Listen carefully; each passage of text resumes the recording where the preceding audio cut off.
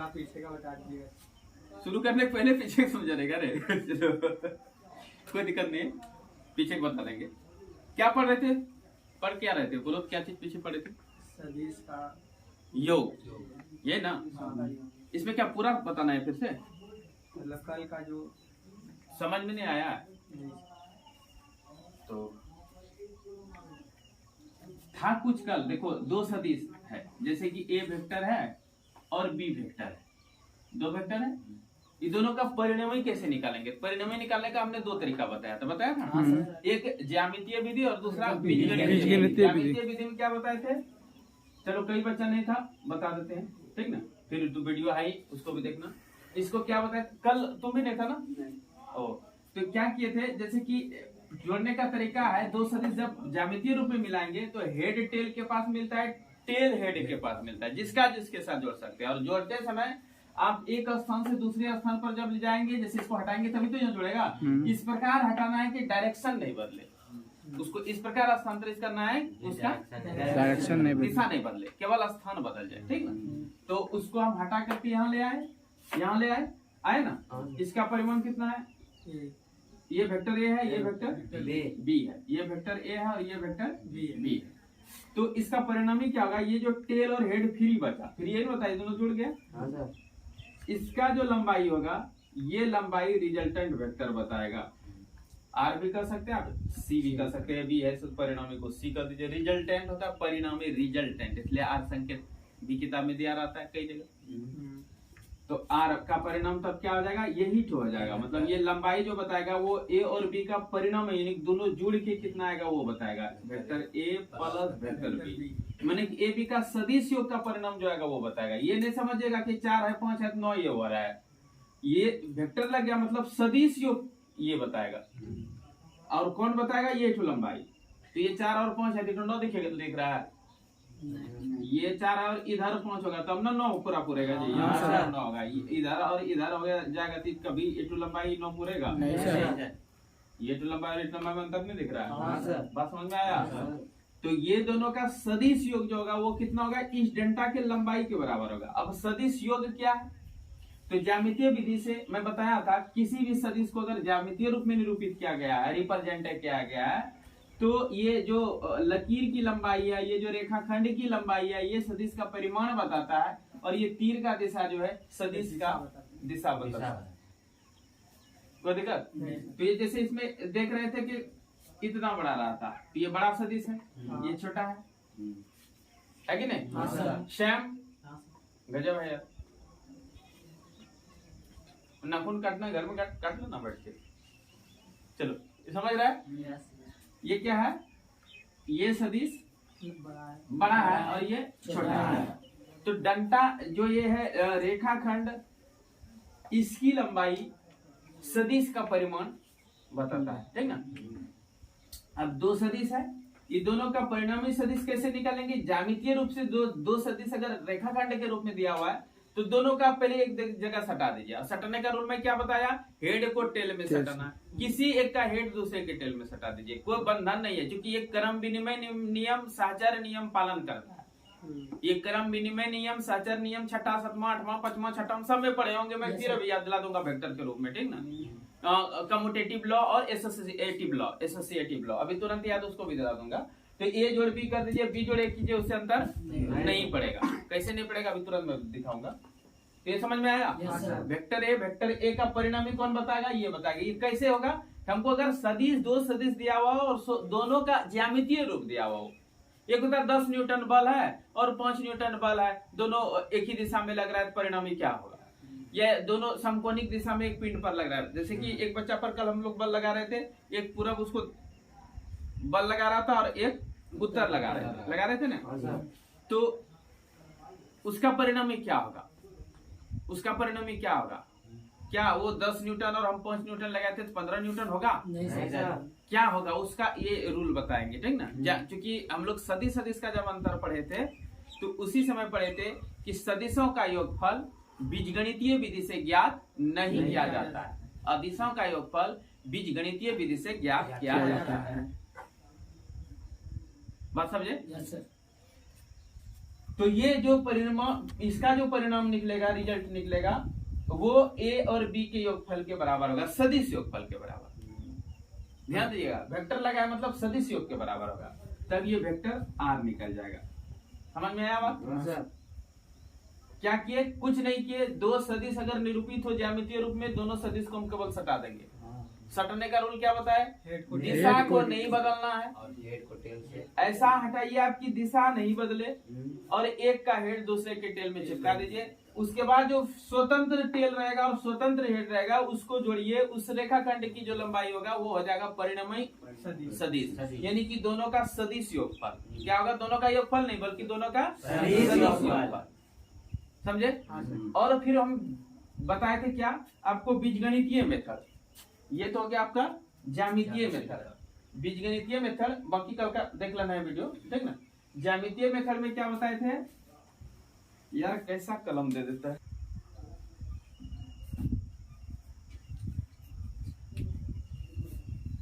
ये vector A है और ये वेक्टर बी है। अब हम अलजेब्रिकल मेथड कैसे लगाएंगे? तो क्या कहते हैं कि इसको जोड़ने के बाद तो निकल जाता है। अगर हमारे पास स्केल नहीं है, रेखाखंड भी नहीं, इसका मान दिया रहे, ए वेक्टर बी वेक्टर का मान दे दे, दोनों के बीच का कोण दे दे, तब परिणामी कैसे निकालेंगे? चित्र नहीं है, फिगर नहीं है, ठीक ना? ज्यामितीय रूप में वो नहीं है, वो अंक के रूप में, अलजेब्रिक रूप में है, तब कैसे निकालेंगे? इसी से वो सूत्र निकल जाएगा। कैसे निकलेगा? तो क्या करेंगे? सदिशों के बीच का कोण क्या? दोनों एरो, इसका एरो इस डायरेक्शन में है, इसका एरो इस डायरेक्शन में है, तो ये जो कोण होगा डायरेक्शन के बीच का ही कोण होता है ना। एक सदिश का दिशा ये है, दूसरे सदिश का दिशा ये बता रहा है, तो दोनों के बीच का कोण इसका नहीं दिख जाएगा? अगर इसको हम आगे बढ़ाते तो ऐसे तो दिख रहा है, इस सदिश का दिशा ये है, अर्थात ये ठो कहलाएगा दोनों सदिशों के बीच का कोण। ये अगर थीटा हो, कितना कोण है? थीटा। तब देखिए क्या करेंगे, यहाँ से हम एक लंब गिरा देते हैं और इसका कुछ नाम रख देते हैं। ए, कोई ए वेक्टर का है ना, पी क्यू आर एस, ठीक? ए बी, और इसको सी कर दीजिए। आर क्यों नहीं किया? क्योंकि आर नाम लेंगे, ठीक? या तो इसको बदल दीजिए या तो इसको सी कर दीजिए। सी बराबर, नॉर्मली हम लोग पढ़े हैं क्या कि इसका लंबाई ठो भी दे देगा परिमाण ना, इसका परिणाम, ये इसका लंबाई भी दे देगा। दोनों का परिणाम क्या होगा? योगफल क्या होगा? अब क्या है, इसको हम लंब गिरा दिया, ज्यामिति की जाते हैं। ये एक त्रिभुज दिखने लगा, त्रिभुज दिखने लगा। इस त्रिभुज में हम पाइथागोरस प्रमेय लगा सकते हैं, क्योंकि ये लंब गिराया था, 90 कोण है। इसके सामने वाला कर्ण यहाँ से यहाँ तक लंब और आधार, ये दोनों बना। अगर वो तो कोण पर निर्भर करता है, लंब आधार अपना व्यक्तिगत नहीं होता, वो न्यून कोण पर निर्भर करता है ना। जिस न्यून कोण के साथ त्रिकोणमितीय अनुपात लागू करते हैं, उस न्यून कोण के सम्मुख भुजा को लंब कहते हैं। यहाँ न्यून कोण है तो ये लंब हो जाएगा, यहाँ न्यून कोण होगा तो यहाँ इधर वाला लंब हो जाएगा, है ना? तो लंब आधार ये दोनों में से किसी को कर सकते हैं। नॉर्मली तो खड़ा जो है उसको लंब कह दे रहे हैं, जो ये है क्षैतिज है उसको आधार कह देते हैं। कोई दिक्कत नहीं है, वो भी कम करता है हम लोग का, बचपन से वही चलता है, ठीक है? 10वीं के बाद ये सब अवधारणा आता है। चलो, तो अभी यहाँ तक का लंबाई वेक्टर ए है। ये ठो क्या होगा? ये तो हम जान रहे बी है ना, ये बी इसी का ना जी, वेक्टर बी है। ये ठो क्या है? क्या ये स्क्वायर और ये स्क्वायर जोड़िए स्क्वायर होता है। और इस प्रकार के त्रिभुज में कोई सूत्र ही नहीं पड़े हम लोग, 11 तक इसका कोई सूत्र ही नहीं पड़े हैं, तो कौन सूत्र लगाएंगे? इसलिए हमको समकोण रूप देना पड़ा।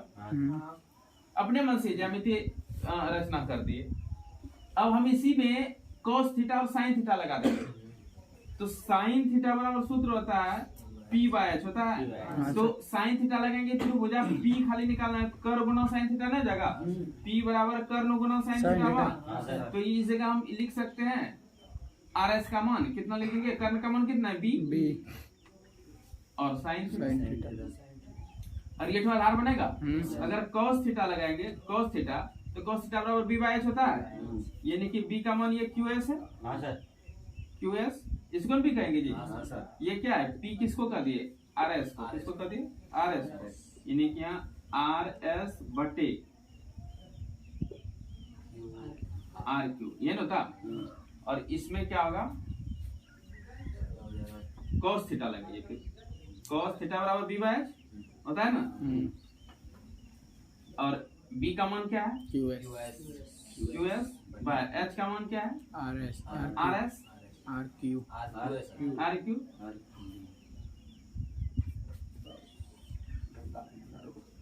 cos थीटा हो गया। तो खाली QS क्या आ जाएगा RQ cos थीटा RQ का मान क्या है B cos थीटा वेक्टर भी है ना, यानी B cos थीटा, इसका मान क्या आ जाएगा B cos थीटा। और ये वेक्टर लिखना जरूरी नहीं है क्योंकि हम परिणाम निकालने जा रहे हैं, परिमाण निकालने जा रहे हैं ना, हमको दिशा से मतलब नहीं, अभी परिमाण निकालेंगे, परिणामी का परिमाण क्या होगा, बात बुझ रहे? तो वेक्टर लिखना जरूरी नहीं है, अगर लगा भी देते तो हानि नहीं, क्योंकि ये सदिश ही है, लेकिन आप सरल की जगह वेक्टर लेकर के सरल नहीं किया जाता है, ठीक ना, परिमाण निकालने जा रहे हैं ना आप, ठीक, ये हो गया। अब इसमें पाइथागोरस प्रमेय लगा देते थे, यहाँ से तक का परिमाण क्या आ जाएगा a plus b cos theta, ये वेक्टर हो जाएगा, और ये b sin थीटा है, और ये c निकालना है, तो सीधे पाइथागोरस प्रमेय लगा देंगे ना, लगाएंगे, बोलो रे। अब त्रिभुज में पाइथागोरस प्रमेय लगाओ, क्या हो जाएगा pr स्क्वायर बराबर ps स्क्वायर जोड़ rs स्क्वायर, यानी क्या हो जाएगा c पर स्क्वायर बराबर a plus b cos theta पर स्क्वायर जोड़ b b sin थीटा पर स्क्वायर, समझ रहे हैं रोहिता? हाँ सर ये c square a square plus 2ab cos theta plus b square, यानी b square cos square theta plus b square sin square, a square जोड़ देखिए इसमें क्या है, b स्क्वायर कॉमन निकलेगा, 2ab cos theta plus b square cos square theta plus sin square theta क्या होता है cos square theta plus sin square theta क्या हो जाएगा एक हो जाएगा, अर्थात a स्क्वायर जोड़ b स्क्वायर जोड़ 2ab cos थीटा। अच्छा लगता है इस तरफ, इसलिए पहले a स्क्वायर b स्क्वायर तब 2ab cos थीटा सुनने में अच्छा लगता है, c स्क्वायर बराबर, तो खाली सी क्या हो जाएगा, इसको क्या कर देंगे रूट चढ़ा देंगे। ये तो कल मैंने प्रूफ किया था, इसमें केस दिखाया था मैंने कि ये परिणामी जो निकला, परिणामी का जो परिमाण निकला सी का, वो तो इस कोण के अनुसार वेरी करेगा, दोनों सदिश के बीच का कोण पर भी निर्भर कर रहा है ना, फिर ए कितना है बी कितना है उस पर भी निर्भर कर रहा है, तो एक कोण का कंडीशन दे रहे हैं कि दोनों कोण जो दोनों के बीच का कोण जो है अगर एक ही दिशा रहता है, मतलब कि 0 डिग्री हो जाता है, तब क्या होता है, एक का दिशा इधर है दूसरे सदिश का दिशा इधर 180 डिग्री कोण रहता है, तब क्या होता है, एक पूरा है दूसरा पश्चिम है, बीच का कोण कितना हो जाएगा 180, दोनों पूरा है 0, दोनों पश्चिम है 0, दोनों का एरो एक ही दिशा में 0, दोनों का एरो अपोजिट है तो 180, दोनों लंबत है तो 90 डिग्री, तो वही 2-3 केस दिखा देंगे। तो मैं बताया था कि जब इसको 0 डिग्री कर देंगे, यहाँ केस लिखे थे, वो पिछले वीडियो देख लीजिएगा, हम खाली बता रहे हैं थीटा जब 0 डिग्री लगे तो क्या हो जाएगा, cos 0 का मान कितना होता है 1 हो जाता है, तब क्या बचेगा c बराबर, जो नहीं जिसको समझ में नहीं आया वो सब थोड़ा सा बोलो क्या होगा, c बराबर under root a square plus b square plus plus 2ab, क्योंकि cos 0 कितना हो जाएगा, cos 0 डिग्री 1 ना होता है, तो 2ab नहीं हो जाएगा, फिर a प्लस b का हो जाएगा, स्क्वायर खत्म रूट खत्म, तो c बराबर क्या हो जाएगा a प्लस b बचा, तो सही बात है, 0 डिग्री मतलब है एक इस दिशा में दूसरा भी इसी दिशा में, दोनों जुट नहीं जाता है, ऐसे व्यवहार से लाइए, कोई पिंड है उसको हम पूरब ठेल रहे हैं, धक्का दे रहे हैं, और दूसरा बच्चा भी आके पूर्वे धक्का देने लगा, दोनों बल दोनों जुड़ेगा नहीं, सीधी बात है, दो सदिश एक ही दिशा में काम करेगा, दोनों परिणामी का परिमाण कितना होगा, रिजल्टेंट का रिजल्ट कितना होगा ना, रिजल्टेंट का मैग्नीट्यूड क्या होगा, तो दोनों को जोड़ देंगे ना,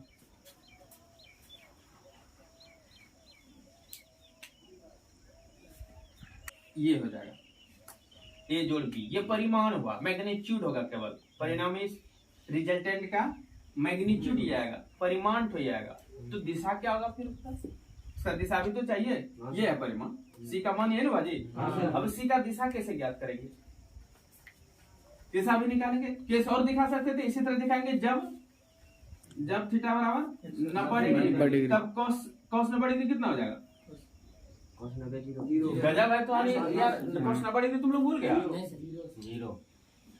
cos 90 डिग्री कितना हो गया 0, अब यहाँ 0 कर देंगे, 0 टर्म हो जाएगा, तो c बराबर क्या हो जाएगा under root a square plus b square ना हो जाएगा, और अगर फिर लिखेंगे जब तीसरा केस हो रहा है जब थीटा बराबर 180 डिग्री, तो cos 180 डिग्री कितना होगा? -1 -1। जैसे -1 रखेंगे तो क्या हो जाएगा? ये सी बराबर देखिए a स्क्वायर जोड़ b स्क्वायर -2 हाँ सर। अर्थात under root a minus b B का का होल होल स्क्वायर स्क्वायर बराबर A minus B। a minus b ये बराबर क्या निकल जाएगा? A minus B। ये बता रहा है कि 180 मतलब एक पूरब एक पश्चिम है, तो दोनों घट जाएगा, ये ना होगा भी। हम उसको पूरब ठेलेंगे, आपको पश्चिम ठेलने लगे तो मेरा जो बल है वो क्या कम ना पड़ जाएगा, माइनस हो जाएगा, वो विस्थापन उतना नहीं हो पाएगा। हम पूरब 10 न्यूटन से ठेल रहे हैं, आपको उधर से 5 न्यूटन ठेलने लगे तो 10 न्यूटन से थोड़ी हो जाएगा, वो 5 न्यूटन से जाएगा, 10 में 5 घट जाएगा, समझे? इस प्रकार भिन्न भिन्न केस में परिणामी सदिश का परिमाण क्या होगा वो सब कुछ बता दिए। इससे इसको इस तरह डायरेक्ट इसलिए लिए क्योंकि अगर न्यूमेरिकल में डायरेक्ट ऐसा मिल जाएगा 0 degree 90 degree block condition 180 degree block condition, तो हम क्यों इसको लेने जाइए, डायरेक्ट ले लेंगे। अगर कहिए सर इतना पछाड़ा झमेला कौन याद रखेगा, तो हम डायरेक्ट यहाँ से भी लिख चलेंगे क्योंकि एंगल का मान खाली कर रहे हैं, बाद में कोई टेंशन नहीं। लेकिन ये तो याद रखना ही रखना है, प्रूफ करना ही करना। अगर आपका ऑब्जेक्टिव नहीं हुआ, सब्जेक्टिव भी हुआ, तो ये क्वेश्चन पूरा फेमस रहता है, ठीक ना? तो आगे बढ़ो।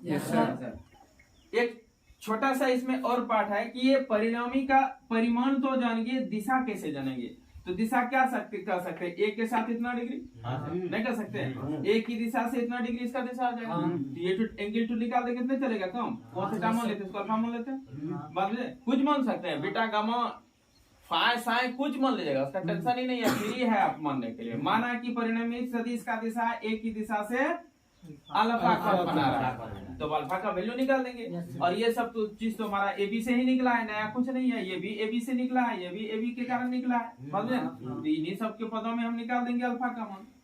तो लिखेंगे दिशा के लिए, क्या लिखेंगे? दिशा के लिए। दिशा के लिए क्या करेंगे हम? त्रिभुज PRS में, त्रिभुज PRS में ये टॉपिक कल छूट गया था, ठीक ना? अब इसको बताता है। त्रिभुज PRS में क्या लिखेंगे? tan लगा दीजिए, tan अल्फा बराबर देखिए क्या हो जाएगा? हाँ P बाई अर्थात RS बाय PS होगा ना। फिर आगे बढ़ते हैं, tan अल्फा दिख रहा है रोहित? हाँ सर। RS का वैल्यू कितना? 20 B sin थीटा। PS का वैल्यू कितना? A plus B cos theta. अब देखिए खाली अल्फा फ्री करेंगे, इनवर्स में बदल जाएगा। अल्फा बराबर tan inverse B sin theta by A plus B cos theta. समझ में आया? ये इनवर्स समझते हैं? नहीं गणित में नहीं पढ़े क्या? 1/10 थीटा इसको आप नहीं कर सकते, लेकिन अभी समझिए। ये गणितीय अवधारणा चैप्टर पढ़ाऊंगा तब समझाऊंगा, अभी आप समझिए। ऐसे गुना में नहीं रहता है, ठीक ना? भूल से भी नहीं सोचेगा 10 गुना अल्फा है। ये अकेला में 10 का कोई मीनिंग ही नहीं होता है, एंगल के साथ सटता है तभी उसका कोई मीनिंग होता है, बात बुझे? तो इसलिए यहाँ जो है 10 अभी फिलहाल आप उसको मान के चलिए, क्योंकि उस कंसेप्ट से भी आगे बढ़ेंगे तो कहीं गलत ये नहीं होने वाला है। ऐसे ये नियम है कि गुना भाग में नहीं है, ये गुना है ही नहीं, ठीक ना? गुना नहीं है। लेकिन अगर हम कहते हैं ये गुना में और इसको फ्री कर देते हैं, तो अभी फ्री आप कर लीजिए, अभी आपका कम समाधान है, ठीक ना? लेकिन ये है वैसा नहीं। इसका गणित में आप पढ़ेंगे बहुत ज्यादा, नहीं तो गणितीय अवधारणा चैप्टर जब मैं पढ़ाऊंगा तो 10 क्लास लगभग उसका हो जाएगा।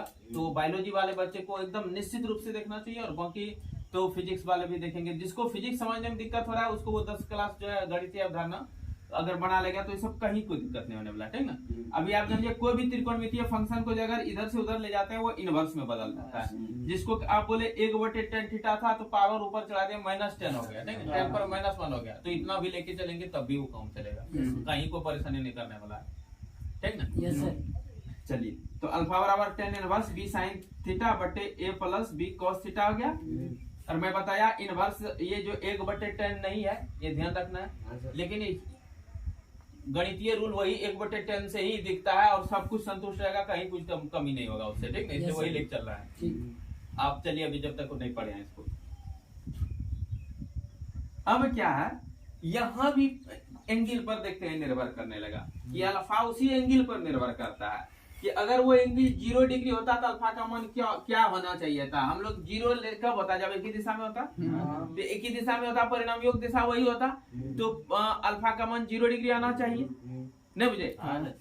जैसे कि एक सदिश है, उसको हम मतलब कोई पिंड है, उस पर बल लगा रहे हैं पूरब की ओर, और एक और बल आके पूर्वी तरफ लगने लगा, दोनों पूरब दिशा में है, तो दोनों का जो योगफल होगा, हम 10 न्यूटन दिए, वो 5 न्यूटन दिए, 15 न्यूटन जो लगा, 15 न्यूटन का दिशा किधर हो जाएगा, पूर्वी होना चाहिए, होना चाहिए ना। तथा दोनों के बीच अगर एंगल 0 डिग्री है तो इसका क्या होगा पता नहीं, हम आगे लेकर के बढ़ने का कोशिश करें।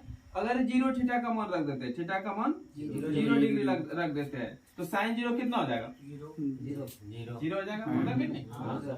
साइन 0 0 जैसे होगा, नतीजा क्या हो जाएगा, टोटल पूरा 0 हो जाएगा, अर्थात अल्फा बराबर हो जाएगा tan inverse 0, tan inverse 0। Alpha का मान कितना हो गया, tan इनवर्स 0। हाँ, तो खाली अल्फा बराबर कितना हो जाएगा, हो तो जाएगा 0 डिग्री हो जाएगा। क्यों, 0 कितना का मान होता है 10 में, 10 में 0 भूल गए, अच्छा कोई दिक्कत नहीं। साइन 0 का मान कितना होता है, साइन 0 का 0 0। कॉस 0 का मान कितना होता है, एक। और साइन बटे कॉस को क्या कहते हैं, tan साइन थीटा बटे कॉस थीटा को क्या कहते हैं, tan tan थीटा कहते हैं। अतः साइन 0 डिग्री का थीटा का वैल्यू यहाँ कितना है, 0। तो साइन 0 डिग्री, थोड़ा सा लिखने में हो गया, कॉस 0 डिग्री, हाँ तब आप इसको tan 0 डिग्री कहिएगा, हाँ सर, tan 0 डिग्री कहेंगे ना, साइन 0 डिग्री में 0 0 और cos 0 का 1, भाग दीजिए कितना बार में कटेगा, 0 ना हो गया। हाँ सर। तो हम 0 की जगह रख सकते हैं tan 0 डिग्री, वो 0 शून्य है, यहाँ 0 डिग्री एंगल आ गया, यहाँ के साइन 0 डिग्री का मान 0 आया, वो 0 अंक हो गया, को एंगल नहीं है, सामान्य अंक है, और ये 0 सब गुना करके करता है, ये 0 डिग्री नहीं है, ये सॉरी इसमें यहाँ जो आएगा, एक ही काम करते हैं ना, ये गुरु 0 डिग्री लेंगे, तो थीटा बराबर जैसे 0 डिग्री लेंगे तो अल्फा बराबर हो जा रहा है tan इनवर्स 0 हो जा रहा है, 0 डिग्री नहीं 0 हो जा रहा है, 0 डिग्री धरेंगे इसका मान 0 आएगा, 0 सब गुना करके 0 हो जाएगा, तो ये शून्य है, 0 डिग्री नहीं है। अब tan में ये कितना का मान होता है, 0 डिग्री, हाँ tan इनवर्स tan 0 डिग्री कर देंगे। अब देखिए ये जो आप कॉन्सेप्ट ले रहे थे 1/10, अगर 1/10 मान के चलते 10 कट जाएगा, तब भी 0 डिग्री है, एक्चुअल में वो नहीं है, tan इनवर्स tan 1 हो जाता है, ठीक ना। लेकिन आप अगर गणित अलजेब्रिक मेथड लगाना चाहते हैं तब भी वो वही होगा कि 10 को बट्टे में ले जाएंगे तब भी कट के 1 हो जाएगा, यद्यपि वो बट्टा नहीं है, बराबर। लेकिन अभी आप तत्काल में जब तक गणित में इसको नहीं पढ़ लेते इतना ही मान करके चलिए, ठीक। तो बराबर कितना हो गया, 0 0 डिग्री हुआ, तो अल्फा का मान भी 0 डिग्री हुआ, अर्थात इसका भी डायरेक्शन वही हो जाएगा, यस सर, परिणाम की दिशा वही हुआ। हाँ।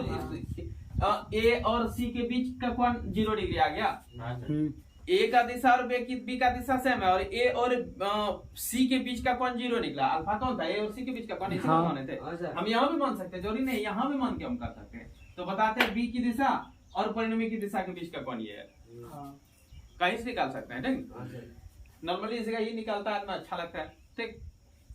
तो इस प्रकार परिणामी दिशा निकालते, इसमें भी 2-3 केस दिखा सकते हैं ना। यस सर, और अब हम लोग आगे बढ़ सकते हैं, यस ये सर। समझ में कोई दिक्कत हुआ, नहीं सर। आप दिशा भी समझिए, दिशा कैसे निकालेंगे, यस सर, परिणामी सदिश का जो दिशा होगा, परिमाण तो हम इस सूत्र से निकाल लेंगे ना, इस सूत्र से परिमाण निकालेंगे, दिशा निकालेंगे, ये मान लेंगे माना कि ए और परिणामी के बीच का कोण अल्फा है, और tan अल्फा लगा देंगे, फिर अल्फा फ्री कर दिए, जो भी आया उसमें ये मूल सूत्र हो गया परिणामी सदिश का दिशा के लिए। इसमें आप 2-3 केस यहाँ भी दिखा सकते हैं, जब थीटा बराबर 0 डिग्री, जब थीटा बराबर 90 डिग्री, तो कॉम्प्लेक्सिटी बढ़ेगा, आप कर सकते हैं, कोई दिक्कत नहीं, ये इक्वल टू करके छोड़ सकते हैं। यस सर, समझ गए, यस सर। नंबर पर डिपेंड करता है कितना नंबर। अब हम लोग जब हाई स्कूल का टीचर का एग्जाम दिए थे तो उस समय लॉन्ग क्वेश्चन में दे दिया, उसमें 25 नंबर एक क्वेश्चन पर है, तो अब हम क्या करेंगे, हमको तो जितना मैक्सिमम चीज डालेंगे उतना बढ़िया रहेगा, बात समझ रहे हैं ना। यस सर, तो वही चीज है कि और आपको अगर ये 2 नंबर में पूछेगा, 3 नंबर में पूछेगा, आपका मैक्सिमम है 5 अंक का और 3 अंक में पूछ दिया है, तो आपको बहुत ज्यादा मसाला मारना इसमें जरूरी नहीं है ना। तो ठीक है, तब आगे बढ़ते हैं। यस सर, अब हम लोग पढ़ेंगे सहचर नियम, क्रम विनिमय नियम सदिश पालन करता है कि नहीं, ठीक ना। सदिश का सदिश योग पर क्रम विनिमय, सदिश योग पर क्रम विनिमय नियम।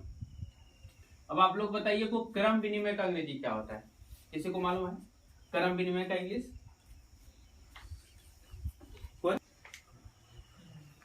एसोसिएटिव, सहचर्य क्या होता है? एसोसिएटिव। तो कम्यूटेटिव लॉ ना, सदिश योग पर क्रम विनिमय नियम, यानी कि associative law in the vector sum, associative law, sorry commutative,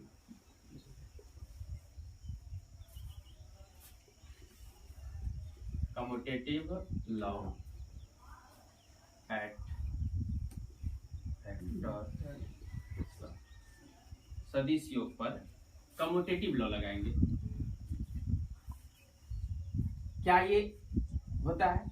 तो आप याद कीजिए, अगर 3 जोड़ 4 7 हो रहा है, क्या 4 जोड़ 3 भी 7 होगा? होगा। तो हम लोग कहते थे कि योग पर क्रम विनिमय नियम लागू होता है ना। क्या घटाव पर भी क्रम विनिमय नियम लागू होता है? 5 घटाव 8 बराबर 8 घटाव 5 होगा? नहीं होगा। तो घटाव पर यानी कि अंतर पर, सब्सट्रैक्शन पर क्रम विनिमय नियम एक कम्यूटेटिव लॉ लागू नहीं होता है। अब याद आया आपको छठा समझ? क्रम विनिमय नियम आप पढ़े थे, क्रम विनिमय भी पढ़े थे और सहचर्य भी आप पढ़े होंगे। हम आपको क्रम विनिमय के साथ दूसरा टॉपिक क्या पढ़ाने वाले हैं? सहचर्य। सहचर्य नियम सदिश योग पर ना, इसको क्या बोलेंगे? Associative law. क्या बोलेंगे? Associative law. सहचर्य नियम का इंग्लिश क्या हुआ? Associative law. ये क्या था? 3 जोड़ 4 जोड़ 5 बराबर 3 जोड़ 4 जोड़ 5। मतलब इसमें ये था 3 और 4 को पहले जोड़ेंगे, उसके बाद 5 को जोड़ेंगे, फिर 3 अलग अलग होंगे, 4 5 को पहले जोड़ के तब 3 जोड़ेंगे। क्या बराबर होगा? होगा। तो योग पर सहचर्य नियम पालन करता है, बदल नहीं। तो योग पर सहचर्य नियम पालन क्या? इसी प्रकार सदिश लेंगे, ये तो साधारण अंक था। अगर वो सदिश राशि हो तो क्या क्रम विनिमय नियम पालन होगा? तो क्या सहचर्य नियम पालन होगा? ऐसा क्वेश्चन पूछा तो नहीं जाता है, लेकिन ऑब्जेक्टिव के रूप में मिल सकता है। कोई बड़ी बात है, बना सकता हूं। मैं ही टेस्ट लूंगा आपका तो ऑब्जेक्टिव में डाल दूंगा। बात बुझे? तो पता नहीं करता है कि नहीं, हमको भी मालूम नहीं है, लेकिन हम लेके चलते हैं, नियम लगाने चलते हैं। पता नहीं क्या होगा नहीं होगा, देखें क्या होता है। ये बी है। हम वेक्टर को का योग ज्यामितीय विधि से ज्ञात करने का तरीका जानते हैं कि ये दोनों वेक्टर को सबसे पहले एक साथ सटाते हैं। सटाने का रूल में बताता है, एक का हेड दूसरे का टेल। मैं ये कभी नहीं कह रहा हूँ कि ए का हेड बी के टेल से, एक का हेड दूसरे के टेल से। हम ए के हेड में बी का टेल सटा रहे हैं। कोई प्रश्न कर सकता है, सर बी का ही हेड रहने दे, ए का टेल क्यों ना सटा दे? तो प्रश्न कीजिए आप लोग, कीजिए प्रश्न। बी का हेड और एक का टेल, तो उसी से तो फायदा होगा, वो भी कर देंगे, बस दोनों अपने आ जाएगा। उसी से फायदा होगा, ठीक ना।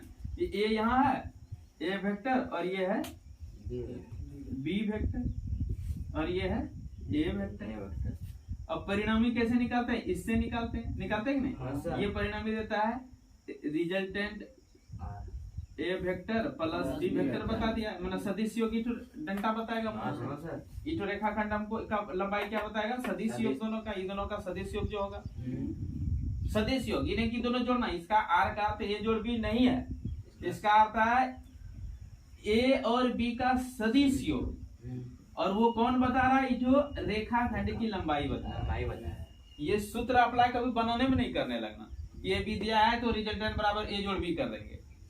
मैं बता रहा हूँ रेखाखंड की लंबाई ये बताएगा, ये जोड़ बी लंबाई मापना है। और अगर आपको आर निकालना है तो लंबाई अगर नापना नहीं चाहते तब लगाएंगे अंडर रूट ए स्क्वायर जोड़ बी स्क्वायर जोड़ 2ab cos theta. Yes sir. बात समझे? हाँ सर। अगर आप लंबाई मापते हैं तब रिजल्टेंट हो गया कि सदिश योग डायरेक्ट लंबाई बता देगा। समझ रहे, इस बात को समझ रहे हाँ हैं? सर। ये डायरेक्ट लंबाई बताएगा आपको ए और बी का परिणामी परिणामी का परिमाण, ठीक है। और अगर आप लंबाई नहीं मापना चाहते तब ये सदिश योग का कैसे जानेंगे? ए बी ए जोड़ बी वेक्टर ए जोड़ वेक्टर बी का मान कैसे जानेंगे? तब अंडर रूट ए स्क्वायर जोड़ बी स्क्वायर जोड़ 2ab cos थीटा। कैसे जानेंगे तब? Under root A square plus B square plus cos theta. समझे? तब ये दोनों वेक्टर के बीच का कौन भी जाना है। अक्षय कुमार, आप एक नायक है, कुछ बोल नहीं रहे हैं, समझ रहे हैं कि बिजली तार जाइए। आगे बढ़ते हैं। ये समझ में आया? आर बराबर ए जोड़ बी का अर्थ समझ में आया? ये बता रहे हैं रेखाखंड की लंबाई बताएगा। बात समझे? Yes sir. चलिए, अब है कि एक बच्चा का प्रश्न था, सर वेक्टर ए को ही ले जाके वेक्टर पी पर क्यों नहीं लगाते हैं? लगा दिए, इसको भी तो यहाँ से रिप्लेस कर सकते हैं। Yes sir. हमको रूल है कि टेल को ले आके हेड में लगा देना है, दिशा नहीं बदले, दिशा बदले जरा सा भी। तब यहाँ टेल फ्री है, ये हेड फ्री है, ये भी तो बताएगा वही चीज। यहाँ तो रिजल्टेंट के लिए क्या करेंगे? शुरू यहाँ से है तो बी प्लस ए, तो वही परिणाम बताएगा, रिजल्टेंट बता दिया दोनों का। तो बी ए जोड़ करके वही आया, बी जोड़े आया कि नहीं? हाँ सर। तो ए जोड़ बी भी रिजल्ट बताया और बी जोड़ ए भी रिजल्ट बताया। तो हम आर बराबर नहीं लिख सकते हैं? वेक्टर ए जोड़ बी कहो या बराबर वेक्टर बी जोड़ ए कहो। दूसरे शब्दों में तुरंत मिटाने वाला जरा सा, अब करना नहीं है, कुछ नहीं करना है। हम ए वेक्टर ये ड्रॉ कर दिए, बी वेक्टर यहाँ ड्रॉ कर दिए, क्या ना? हम क्या करना चाहेंगे? इसको इधर ले आते हैं, ठीक ना? बी यहाँ है, बी यहाँ होगा, ये है, इसको उठा के यहाँ ले जाएंगे, ये होगा ना होगा जी? ये ए वेक्टर हो जाएगा। अब रिजल्टेंट यहाँ से यहाँ तक दिखेगा, तो यही जो डेल्टा देखा, ए जोड़ बी आर बराबर ये ए वेक्टर जोड़ बी वेक्टर कर दी, यानी कि ए बी का परिणाम ये बताएगा। और इधर अगर हम शुरू करके यहाँ चलते हैं तो इधर बी जोड़ ए वही बताएगा, वही रिजल्टेंट निकल रहा है, बी वेक्टर जोड़ ए वेक्टर। यही डेल्टा है दोनों के लिए, है कि नहीं? इसी डेल्टा की लंबाई इधर से भी निकाल सकते हैं, वही मान इधर और इसको इधर कर दिए तो यहाँ बी जोड़ ए दिखने लगा, अर्थात ए जोड़ बी और बी जोड़ ए एक ही है, क्योंकि इसी डेल्टा की लंबाई है। तब इससे नहीं दिख रहा है कि vector A plus vector B कहो या वेक्टर बी वेक्टर ए कहो, दोनों से पी क्यू आर एस, दोनों से पी आर का लंबाई ही प्राप्त हुआ। ए बी का परिणाम भी वही बताया, बी और ए का भी वेक्टर सम ज्ञात करेंगे। माने कि हम वहां लगाए थे अंडर रूट ए स्क्वायर जोड़ बी स्क्वायर जोड़ 2ab cos थीटा, तो अब यहाँ लगेगा अंडर रूट बी स्क्वायर जोड़ ए स्क्वायर जोड़ 2ba cos theta. Yes sir. और क्या होगा? जैसे इधर से निकालेंगे तो अंडर रूट बी स्क्वायर जोड़ ए स्क्वायर जोड़ 2ba cos थीटा करना पड़ेगा। इधर देखेंगे अंडर रूट ए स्क्वायर जोड़ बी स्क्वायर जोड़ 2ab cos थीटा करते, ए बी चलेंगे वहां bs चलेंगे, और क्या होगा? लेकिन निकलेगा यही। तो इसका मतलब this means addition of two vector follows commutative law ना? समझ में आया? ये क्रम विनिमय नियम पालन करता है। भली भांति समझे इसको? करता है तो करता है। अब आप जान के क्रम विनिमय नियम पालन करता है। आपको दो सदिश राशि है, किसी को किसी के साथ जोड़ेंगे, टेंशन नहीं लेना। ए में बी को जोड़िए, बी को ए में जोड़िए। अब आते हैं यहाँ सहचरी नियम पर। क्या सहचर नियम पालन होगा? तो इसके लिए 3 वेक्टर चाहिए। एक वेक्टर ए है, एक वेक्टर बी है, एक वेक्टर सी है। इसका दिशा ये, इसका दिशा ये, इसका दिशा, ठीक है? इसका हमको योगफल ज्ञात करना, तो परिणाम तो ये देगा, रिजल्ट तो ये बताएगा हमको। ये कैसे निकालेंगे? इसको हम डॉट डॉट करके यहाँ मिला देंगे। पहले इसको निकाल लेंगे, इसका दिशा ये हो जाएगा, परिणामिक दिशा ये होगा जी। ए और बी रहता है, क्या होता है वो तुरंत सिखाया, 1-2 करोड़ बार बता चुका हूँ। वेक्टर ए है ये, वेक्टर बी है ये, तो इसका क्या हो जाएगा? रिजल्टेंट बताएगा। ये डेल्टा क्या बताएगा? Resultant. Resultant. Vector A plus vector B मतलब दोनों का सदिश योग ये बताएगा ये डेल्टा की लंबाई। तो इसको हम एक सदिश मान लेते हैं, रिजल्टेंट और एक सदिश मान लेते हैं ये सी ना। तो ये दोनों भी तो वही रूल नहीं दिख रहा है कि वेक्टर ए और वेक्टर बी है तो इसका ये तो परिणामी बता देगा, अर्थात रिजल्टेंट। हाँ ये जो रिजल्टेंट आएगा ये क्या आ जाएगा? वेक्टर ए और बी का मान जो भी कुछ आया है पहले उसके साथ जोड़ देंगे वेक्टर सी। कोई दिक्कत? अब एक बच्चा प्रश्न करता है आप पहले ए और बी को मिला के ए बी कर दे तो क्या हम ए को स्थिर छोड़ देते बी और सी को ही सटा देते तो क्या आपत्ति होता? बी जोड़ सी ये नहीं बताएगा? तो ये हमको बता देता है रिजल्टेंट बराबर vector B plus vector C और ए अब इसके साथ जोड़ते तो रिजल्टेंट निकल जाता है कैसे? ए जोड़ में B plus C, vector B plus सी जो पहले जोड़े तो दोनों तो वही बता रहे हैं। A P Q R S करते दोनों ही तो पी एस ही बताया। सर पहले ए और सी को जोड़ेंगे इसके बाद बी को जोड़ेंगे। ए सी जोड़ने का रूल है? ऐसी कौन सी जोड़ी? दो सदिश एक सदिश यहाँ है, एक सदिश यहाँ है। तेरा ससुर जी रूल दिया था हाँ सर ये नहीं कि दोनों सदिश दो दिशा में रहे, आलू अलग बैंगन फरक तो उसमें जोड़ देंगे। ऐसा रूल दिया था ससुर जी? नहीं दिया है तो नहीं लगेगा। होगा। तो इसके लिए हमको फिर इसको सटाना पड़ेगा तब रूल अप्लाई होगा। हम तो सटाते हैं तब ना रूल अप्लाई होता है। तो ये दोनों सटा हुआ है इसलिए रूल अप्लाई हो गया, ये दोनों सटा हुआ है इसलिए रूल अप्लाई हो गया। अब एक अप्लाई कैसे होगा? हाँ सर नहीं होगा। समझे? तो बढ़िया है, नहीं समझे मैं फिर समझाता हूँ। तब तक समझाते रहूंगा जब तक आप हाँ ना बोले, ठीक है? तो बोलते रहना है नहीं सर, उसके बाद तो सर आइए है। समझेंगे फिर क्यों नहीं? गणित है यार। Physics is nothing but a complex group of mathematics. Yes, sir. Complex form mathematics है, ठीक है? अब चलते देखिए तीन सदिश है, वेक्टर ए है, वेक्टर बी है, वेक्टर सी, ठीक ना? इसका डायरेक्शन ये तीनों पर हमको चेक करना है कि सहचर नियम पालन करता है कि नहीं। तीनों का परिणाम निकाल के देखेंगे ना। तो क्या करते हैं हम लोग? पहले चिपका के हटा के अपने जगह पर लाके एक ज्यामितीय आकृति बनाएंगे। क्या बना देंगे? अभी ये केवल सरल रेखा है एक तो, इसको एक बहुभुज का रूप देना चाह रहे हैं, ठीक ना? तो वेक्टर ए पर वेक्टर बी को खिसका देंगे। Yes, sir. अब प्रश्न रोहिता का इसको लाके क्यों नहीं खिसका देंगे? किसका क्यों नहीं लाएंगे? लाएंगे, इसको भी लाने से होगा। होगा इसके लिए हाँ सर। खूब होगा। हाँ। कैसे होगा बताऊंगा तुरंत। पहले इसको समझो जो पहले भी बताया हूँ। तो ये यहाँ आ जाएगा, हो जाएगा। उसके बाद एक तो ये है, इसको धीरे धीरे याद खिसका दो, ये हो गया। अब परिणामी कौन बताएगा? अगर इसको हम P Q R S कर दूं तो P S का जो लंबाई होगा, P S का जो लंबाई, क्योंकि इसका लंबाई तो बहुत कम पड़ा है, 3-3 मील कैसे? क्यों? वेक्टर है, प्रभावहीन करता है वेक्टर। जैसे हम 10 न्यूटन इसको पूरा लगा रहा है, कोई 5 न्यूटन लगा रहा है तो 15 न्यूटन नहीं होगा बल्कि 5 न्यूटन बन जाएगा घट के, क्योंकि प्रभावहीन कर देता है। अगर दिशा विपरीत होने लगे तो प्रभावहीन हो जाएगा। और यहाँ देखिए इसका दिशा इधर और इसका दिशा इधर, कुछ तो इसको प्रभावहीन कर देगा। तिरछा थोड़ा है, प्रभावहीन करेगा ना, तो वो प्रभावहीन करेगा। ये भी इधर जा रहा है, ये इधर ठेल रहा है तो प्रभावहीन ही कुछ ना कुछ करेगा। तो कुछ ना कुछ कम करते जा रहा है, इसलिए ये कम हुआ, ठीक ना? ये थोड़ा सा सपोर्ट करेगा और ये तो सपोर्ट करेगा ही नहीं। हाँ, इसीलिए छोटा हो गया आकार, समझ में ना? अगर तीनों एक ही दिशा में होते तब तो परिणाम भी इतना बड़ा हो जाता है कि नहीं? ठीक। अब हम इसको कैसे निकालेंगे? पीएस की लंबाई कैसे निकालेंगे?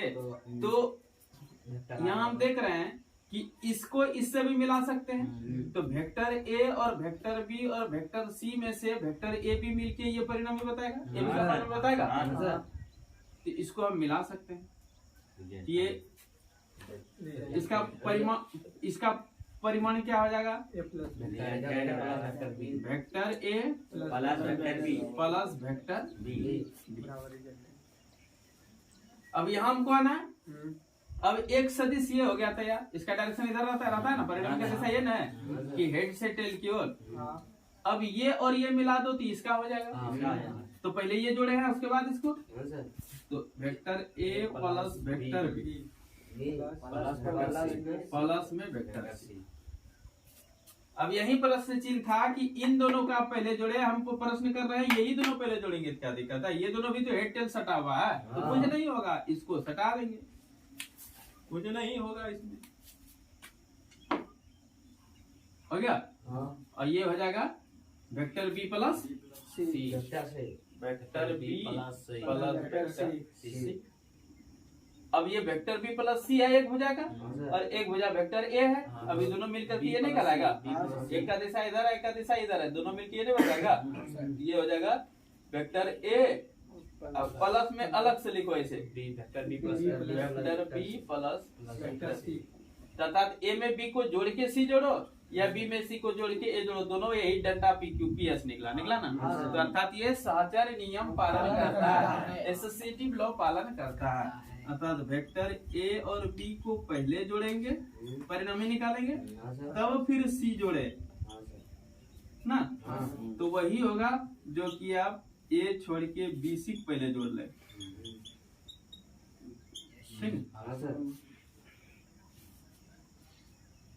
समझे?